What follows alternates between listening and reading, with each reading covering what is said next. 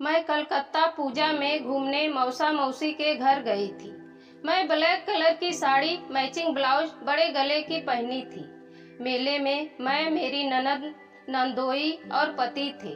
भीड़ काफी थी। हम दर्शन के लिए लाइन में खड़े थे। मेरे पीछे नंदोई जी थे। भीड़ ज्यादा होने से वह मुझसे चिपके हुए थे। उनके स्पर्श से मेरा पूरा रोम रोम सिहर रहा था। मुझे काफी अच्छा लग रहा था। दर्शन के बाद हम घर आए और रात में मेरे नंदोई ने। नमस्कार दोस्तों, आपका पुष्पा देहाती यूट्यूब चैनल पर हार्दिक स्वागत है। दोस्तों, आज की स्टोरी में फैमिली की जरूरत ना पूरा होने पर परिणाम क्या होता है, वह जरूरत पैसे की हो या पेट की हो या शारीरिक जरूरत हो। दोस्तों, कहानी पूरा सुने और मुझे अपना आशीर्वाद चैनल को सब्सक्राइब करके प्रदान करें। मेरा नाम वर्षा है। मेरी उम्र 38 साल है। मेरे पति विवेक 44 साल के हैं। मैं काफी बोल्ड महिला हूँ। मेरा शरीर काफी आकर्षण वाला है। मेरे पति कई सालों से मुझसे दूर दूर रहते हैं। मेरी समझ में नहीं आ रहा था ऐसा क्यों करते हैं। उनका शरीर एकदम शिथिल रहता। मैं पति के प्यार को पाने के लिए तड़पती रहती। ऐसे ही समय बीतता है। पूजा का समय था।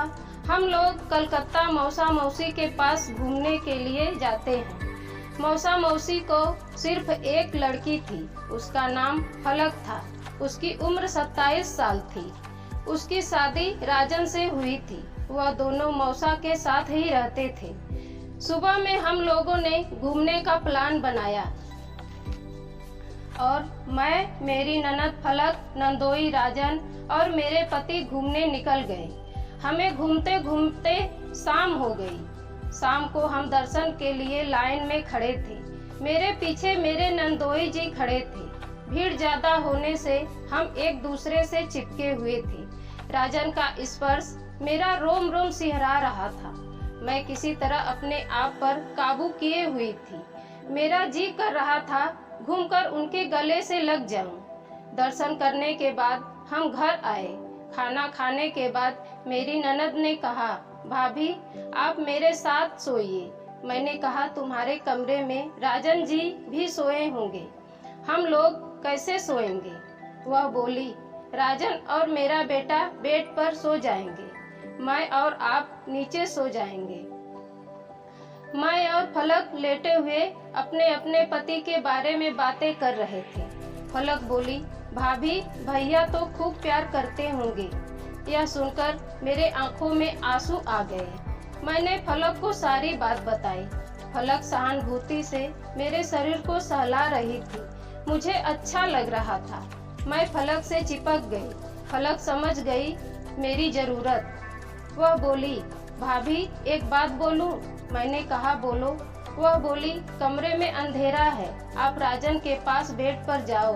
वह मुझे समझकर प्यार करेंगे और आपकी जरूरत पूरी हो जाएगी। फलक की यह बात सुनकर मैं दंग थी, लेकिन मेरा भी मन राजन के साथ प्यार करने का था।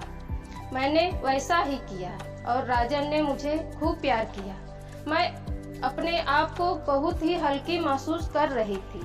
भोर हो गई थी। राजन मुझसे प्यार कर रहे थे। वह मुझे किस करते हुए कान में धीरे से बोले, भाभी मेरा प्यार कैसा लगा। मैं चुप रही। सुबह 7 बजे तक हम सोते रहे। अब जब भी हम मिलते राजन हमें खूब प्यार करते। हम सभी खुश थे। धन्यवाद।